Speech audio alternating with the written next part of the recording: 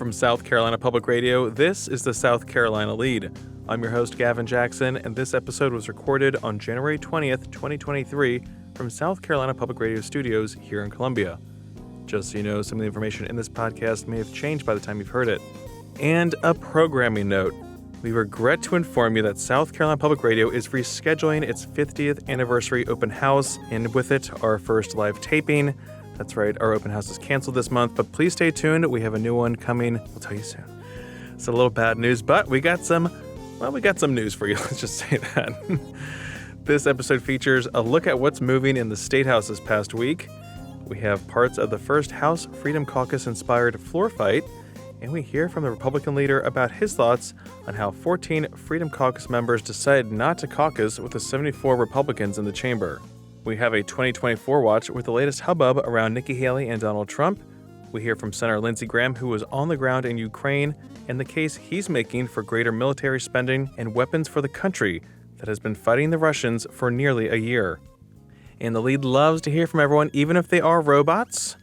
We love to hear from folks. That's why we have a voicemail box set up. But you have to call. We want to hear from you, 803-563-7169. Give us your opinions, hot takes, questions you want answered, more things you want to hear on the pod, less things, etc., etc. We can only find out if you call 803-563-7169. Now, for the latest in South Carolina, currently the spread of COVID-19 remains high according to county-level data from the Centers for Disease Control and Prevention. For the week ending January 14th, DHEC reports that there were 7,845 cases of COVID-19, a decrease of 30% from the previous week's average, and there were 68 deaths. Those deaths have pushed South Carolina's total death count to 19,069 since the start of the pandemic in March 2020. For the last week, on average, 533 South Carolinians were hospitalized with COVID-19 and 70 were in intensive care. Currently, 53.9% of eligible South Carolinians are fully vaccinated.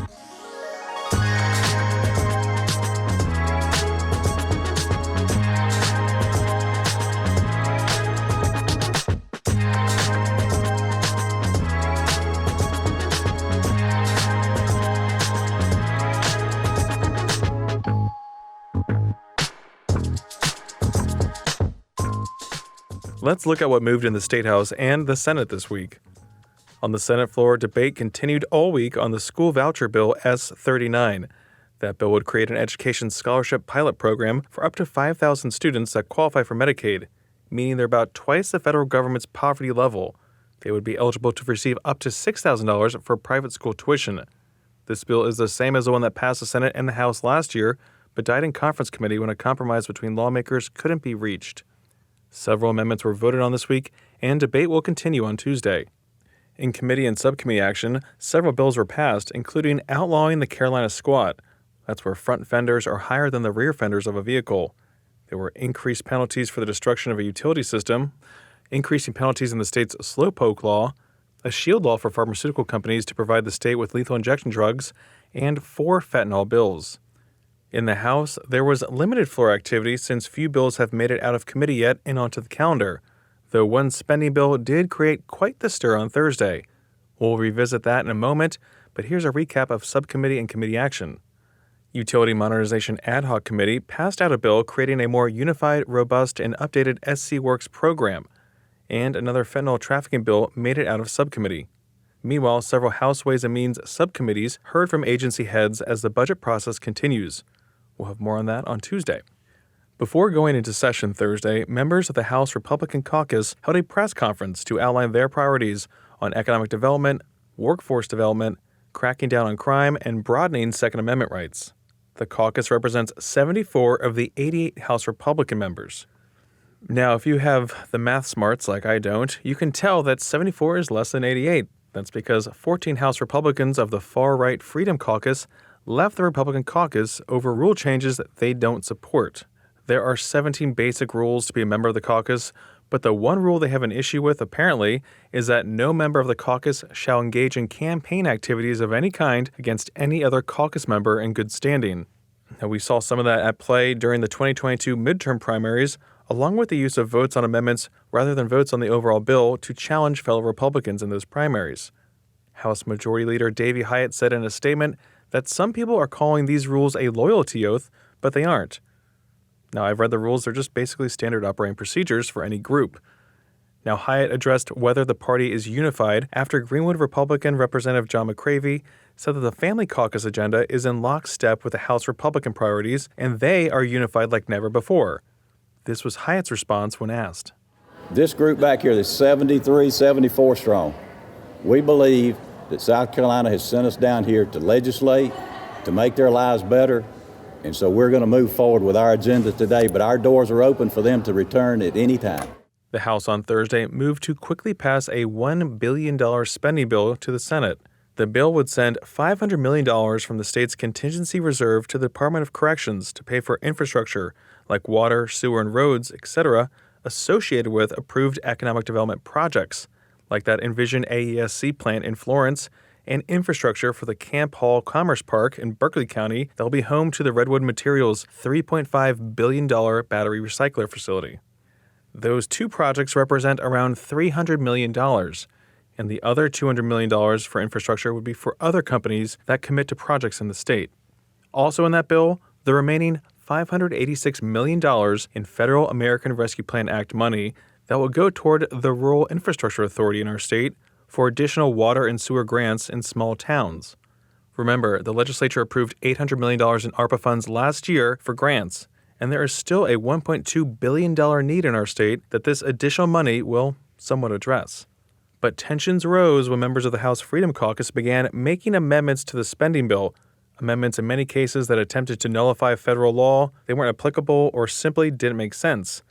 There were calls by Representative Josiah Magnuson that the Commerce Department does some shady deals, and he expressed concerns about more transparency for economic development projects. Greenville Republican Adam Morgan, who was over the House Freedom Caucus of 14, who eventually voted against the bill, said that there is a perception of shadiness in Columbia.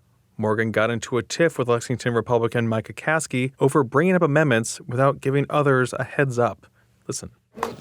How many people did you talk to in advance of this legislation before we got here today? Quite a number of people. Mr. Caskey, before we get into some kind of odd debate that really might be better. I think we're there. Outside of it. Well, what I mean is, before we get back into the personality stuff that we might be heading down. Well, I'm just at the math, I'm a legislator, and you are a legislator. We have every ability to put amendments up. I'm not aware of any time. In fact, I'll say I'm not aware of most amendments that get run by me or every member of this chamber. This is how it regularly and should operate. You can read. You've seen it. You can all read. I don't have to run by and get your. Think about what we're talking about, ladies and gentlemen. The assertion that we have to get permission to post amendments on the floor. I'm blown away by this. Mr. Morgan, I want to interrupt you to ask you. You offered an opportunity to ask you a question, and I want to get to that because you've now put words into my mouth that don't belong there. Because suspend, Mr. Morgan, suspend. Mr. Caskey, we're going to ask one question at a time. Mr. Morgan has the floor. Mr. Caskey's asking a question. So we're not going to get into this, and so let's be respectful of each other. You're not going to talk over one another. Now there at the end, you hear House Speaker Merle Smith breaking up the first House Freedom Caucus argument of the session. The amendment failed, but one by Morgan to prohibit ARPA funds going to fund work by a company owned by a member of the General Assembly was later adopted. But Caskey took to the well to vent his frustration about Morgan's approach to these amendments. Thank you, Mr. Speaker. I'm disappointed that we had to end that discussion prematurely in my mind, because my line of questioning is on the predicate of worthwhile comments that Mr. Morgan made. He advanced concepts and goals to which we should aspire, and he's not wrong about that. We should seek at every opportunity to provide the public with confidence in their government, and we can do that by adopting measures that will ensure transparency. He is right about that. We should not shy away from that. However, we are in a legislative body that does not require permission to be granted from one to advance legislation, but it does require working with others. And that is a concept which apparently some members of this body find foreign. It is the recipe for failure.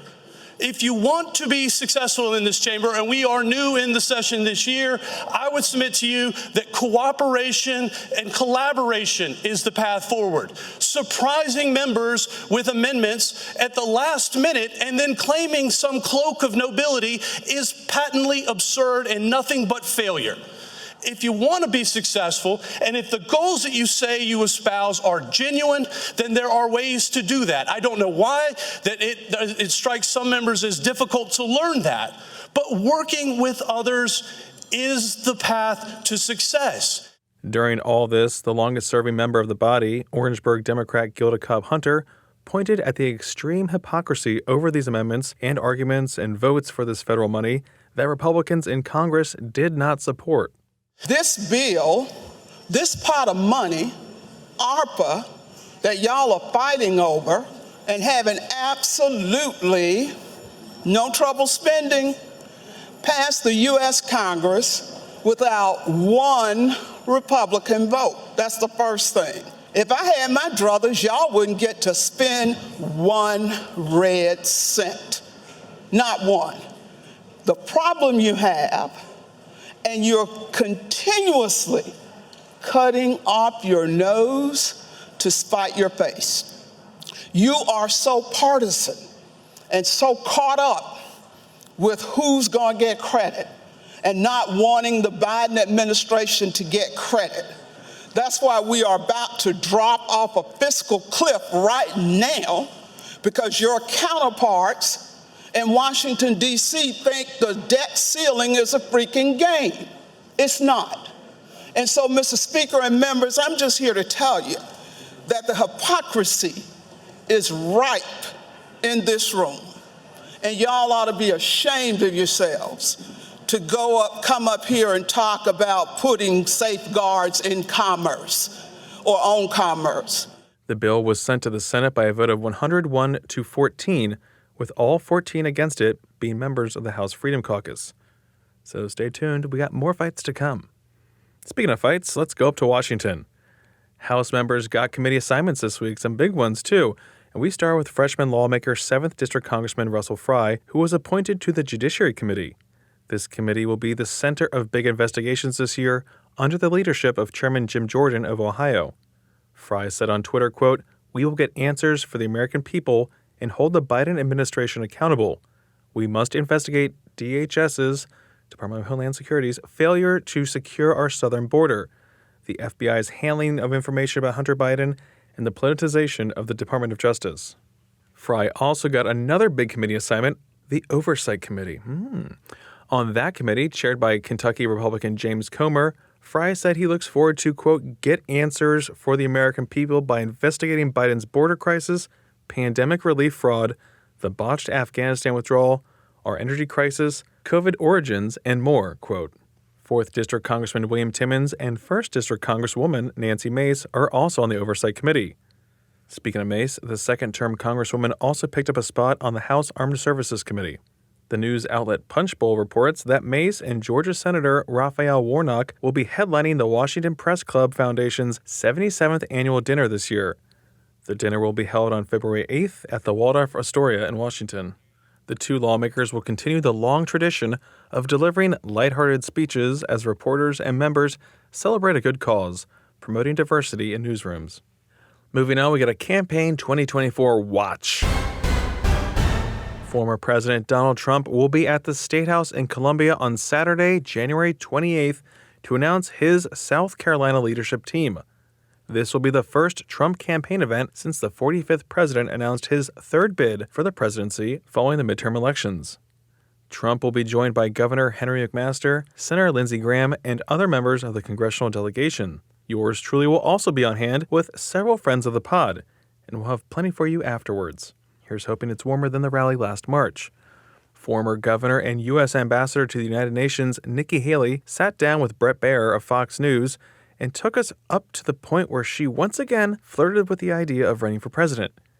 Even though it's after the holidays and we're expecting an announcement from her at some point, I can't imagine it happening during the upcoming Murdoch murder trial news cycle because that's going to consume everything, folks. But we'll be here for you. Not too much Murdoch, I swear. Now, nevertheless, here's what she told Fox News' Bret Baier. Well, I'm not going to make an announcement here, but when you're looking at a run for president, you look at two things. You first look at, does the current situation push for new leadership? The second question is, am I that person that could be that new leader? Yes, we need to go in a new direction. And can I be that leader? Yes, I think I can be that leader. I was, as governor, I took on a hurting state with double-digit unemployment, and we made it the beast of the Southeast. As ambassador, I took on the world when they tried to disrespect us, and I think I showed what I'm capable of at the United Nations. So do I think I could be that leader? Yes, but we are still working through things, and we'll figure it out. I've never lost a race. I said that then. I still say that now. I'm not going to lose now, but stay tuned. Baer also asked Haley about the answer she gave to friend of the pod, Meg Kennard, in 2021, that she, Haley, wouldn't run for president if President Trump ran. Here's what Haley told Baer. I had a great working relationship with the president. I appreciate all the foreign policy issues we worked on together. But what I'll tell you is the survival of America matters. And it's bigger than one person. And when you're looking at the future of America, I think it's time for new generational change. I don't think you need to be 80 years old to go be a leader in D.C. I think we need a young generation to come in, step up, and really start fixing things. And, all of that, when I said that, was before we surrendered to Afghanistan. It was before we saw this high inflation and high crime. It was before we saw drugs infesting all of our states. It was before we saw our foreign policy in disarray. So a lot has changed. And when I look at that, I look at the fact, if I'm this passionate and I'm this determined, why not me? Moving to the other side of the aisle when it comes to the campaign trail. CBS News reports that Congressman Jim Clyburn, the assistant Democratic leader and a top ally of the Biden White House, told CBS News in an interview Wednesday that he is convinced President Biden will seek re-election even though the president has not formally announced another run. Clyburn predicted that Biden would not likely face a challenger in the 2024 Democratic presidential primary race. Clyburn said, quote, "I don't think he will, and I don't think he should. The history is very clear on what happens when you challenge a sitting president like this," quote. So Clyburn clearly saying there, don't bother coming to South Carolina if you're a Democrat running unless the word president precedes your name. Okay. You got president in your name? I didn't think so. Now, mark your calendars, folks, because on Wednesday, January 25th at 7 p.m., Governor McMaster will deliver his State of the State address to a joint assembly of lawmakers at the State House. And, of course, SCETV and South Carolina Public Radio will be bringing you live coverage of the address, as well as the Democratic message and reaction from lawmakers.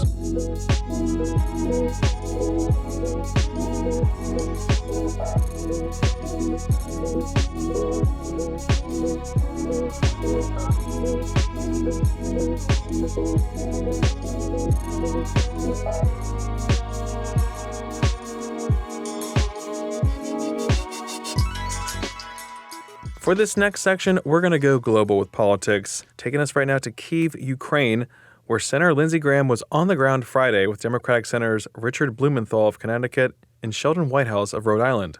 The trio spoke to the press after meeting with various Ukrainian government officials, including President Volodymyr Zelensky, about the continued needs of the Ukrainian people and military, including tanks and heavy weapon systems. Graham took pauses between his remarks so an interpreter could translate them into Ukrainian, so these comments may seem a little herky-jerky, but here was Graham's message. President Zelensky said, we're not asking for charity, we're asking for an investment. And here's what I tell the American taxpayer in South Carolina. The reason I'm asking you to help Ukraine is because if we do not stop Putin here, he will keep going. I'm tired of the shit show surrounding who's going to send tanks and when they're going to send them. World order's at stake. Putin is trying to rewrite the map of Europe by force of arms. To the Germans, send tanks to the Ukraine because they need the tanks. It is in your interest that Putin loses in Ukraine. To the Biden administration, send American tanks so others will follow our lead. When we're talking about tanks, we're looking at the M1A2 Abrams tanks from America and the Leopard 2 from Germany. U.S. Defense Secretary Lloyd Austin was in Berlin Thursday speaking with his German counterpart, who was just sworn into the job like an hour before, I'm not joking, as part of the Ukraine Defense Contact Group, which is made up of defense ministers from more than 50 countries. The Department of Defense announced another $2.5 billion package in military aid to Ukraine that includes armored vehicles, but not tanks. The United Kingdom is already sending their Challenger 2 tanks, but of course, operating an Abrams tank, which is driven by a jet engine, takes training and a substantial amount of fuel, which are concerns expressed by American leaders. Germany says they won't send tanks or authorize export from other European countries that have the tanks until the United States sends their Abrams. Here's Graham again. I am confident that this debacle around tanks will soon end. I could not say it any better than my friend Sheldon Whitehouse, because as Senator Blumenthal said, time is of the essence. The Ukrainians need tanks, they need long-range artillery, they need more Patriots. And why do they need this? To drive the Russians out of Ukraine. And if they win, we win. If they fail, the world fails. On Tuesday's podcast, we'll have an interview with the Post and Courier's Avery Wilkes, who will be in Walterboro for the foreseeable future, covering what's being billed as the trial of the century.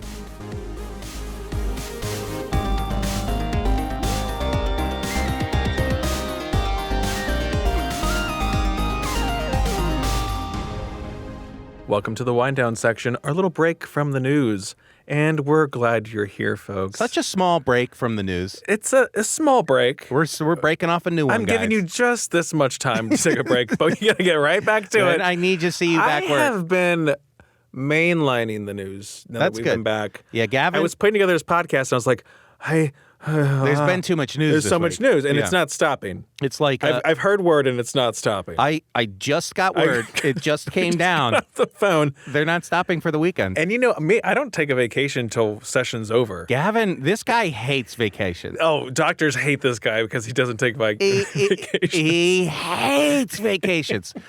Anyway, Gavin.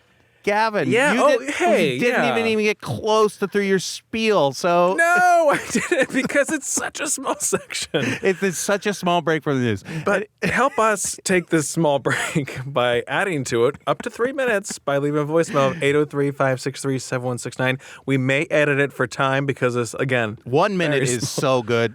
I'm going to tell everyone. 2 minutes 1 minute is okay. 3 minutes, it better be really good. It better be a really good long bit. Anyway, Gavin. Give him the phone number, by the way. 803-679. Thank you. We do have a call. You ready to hear a call? I don't even know. Do we have that technology to It's a great cue friend. it? Also, we did want to mention this, Gavin. I did want to mention this before we listen to this call. We did get a call from a robot. A robot called us. Yes. Correct. And yes. it's hard to understand the robot. So Kind of defeats the purpose. I'm not saying I don't want to air robot talk. We will. Yeah, we support the robots. Even though our overlords. One of my worst newses of 2022 was the Boston Dynamics robots. Yeah, they got wind and now they're calling. If they're listening, I heard we got a big AI following. Please call in and be just a little bit more discernible. Anyway, if Gavin, they're listening, that's AT. I'm Gavin. Gavin is 100%. He wanted me to air it regardless. I'm here for the robots. So this is a human caller, or Boring. I'm assuming that this old friend of the pod is a human. Possibly still, yeah, he could have been an AI psyop this entire time. But anyway, Gavin, here we go, our presumed human listener. Hey, Gavin, AT, this is correspondent Kevin. Happy belated New Year. Not necessarily a new year, new me. I'm kind of just doing my thing and, trying not to eat all the Hershey's products. But yeah, really looking forward to this upcoming legislative session, not for any particular reason, but I just like all the political stuff. I never thought I'd crave hearing about politics and things, but thanks to the lead, that has now happened. So it makes me feel more connected with what's going on in the state, especially when I start doing reports on various things and the economic stuff and everything to do with teachers and infrastructure. So you guys are doing a good job. Moving right into Valentine's Day, whatever your opinions are on that, remember, it doesn't always have to be candy and flowers. It could be, animals or vehicles or some type of plant product. I think that's something to always remember. Anyway, you guys be good, be safe, and talk to you later. Correspondent Kevin, great to hear from you as always. Thank you for that dispatch. This is what we're talking about here. Getting folks connected to the news. We're a community. So you're We're a family. informed. We're a big family. Yeah, I mean, this is how you know what's going on. I mean, I respect and I love our other news outlets and our friends, but they don't always get to use all the long clips that we use and have that kind of time. We can use as much as we want. We give you that context. But Kevin, we'll take a car for Valentine's Day. Giving cars and dogs is big time December to remember sales event energy. Okay, like the commercial where. I got you this dog. I got you this car without you knowing. That's a little crazy. Well, but I like it. I'm glad that it's not fake. This is real. I think in those situations, it appears that there's enough money in this situation that if they're not happy with the car or truck they were purchased for, they got a great return. Don't worry, baby. We can get you another great one. return policy, huh? These seats are heated and air conditioned. The air conditioned seats is next level stuff. Oh, tell us more about your privilege. It's like sitting on a cloud. No, an air hockey table. And it's really good. Hover technology. I have it. Caitlin is like, there are 3 possible bars on each, heating and cooling. And she's like 2 bars hot. I'm 3 bars cool. Incredible. Year round. Your body's like, thank you. Year round. It's loving it. It's so good. I just keep the heated seats on. Winter, summer. I hate that. Yeah, keep them on. I hate that. Just fire it up. I don't like that one bit. Speaking of cars, AT. Yes. Guess who got their brakes fixed? But did you? Okay, I'm glad Remember you got we were talking like at 91,000 miles on the Volkswagen Passat. Love my little baby. Brag. It doesn't squeak. You saved the original. You're talking about air conditioning. You're behind. You saved the original brake Well, pads, I right? forgot to ask them to give me my originals back. Gavin. I know. Gavin. That was the whole reason Gavin. I kept them for so long. But for the listeners and the haters specifically. All the haters. Oh, Gavin, why didn't you do your tires and your These are bald tires. These are bald. Gavin, you're going to die. Everywhere Gavin goes, he gets catcalled by haters. I push things to the extreme. Not to the extreme, to their useful life. You use them up. Yeah. I'm like what we were like before we raised the gas tax. Mm-hmm. Let's see how bad we get these roads first. Just let them go. And then maybe we'll patch that pothole. But I'm not fixing that bridge. First of all, Gavin. It can crumble, then we'll fix it. You are a man of science, if anything. Thank you. You're just taking this to its logical conclusion. How far is, what's the lifespan on these brakes, okay? And I love that about you. They weren't squeaking. And I'm just glad that they didn't have to do anything crazy because I was completely fearful. There's going to be like, well, we got to just take the whole tire, the whole wheel, and just redo it. $2,000. You need a whole new bottom of a car. Yeah, so like the bottom of the car. Yeah, you need a new one. Brutal. But speaking of taking things to the limit, AT. Yeah. We were talking about racing trains. Yes. Okay.